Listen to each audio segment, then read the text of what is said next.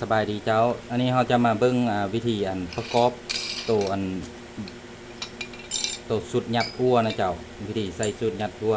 มันจะมีอยู่สองกรณีเนาะวิธีกรณีที่หนึ่งคือว่าเราอยากบดซีนไปนำแล้วยัดอั่วไปนำนี่มันให้เราใส่ตัวใบมีดนี่ก่อนเนาะเราค่อยมาใส่ตัวหัวยัดอั่วนี้แต่ถ้าว่ากรณีที่สองถ้าว่าลูกค้าบดซีนไปแล้วแต่ว่าบ่อยากมาบดซีนอีกมีแต่ว่ายัดอั่วไปเลยเนาะมีแต่ว่าให้เราเอาใบมีดนี่ออกนะเจ้าแล้วก็เอาตัวหัวย่างนี่เนาะตัวหัวย่างนี่มันใส่ปิดเบืองโอเคนี่แล้วก็เอานี้ใส่แล้วก็นี้ใส่เนาะอันนี้มันซึ่งหัวย่างนี่จะมีอยู่สองแบบนะครับอีกตัวหนึ่งนี่มันตัวนี้เนาะอ๋อใส่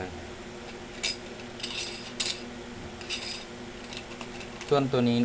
ส่วนอีกตัวหนึ่งนี่นะจะเป็นแบบใส่ตัวแบบตัว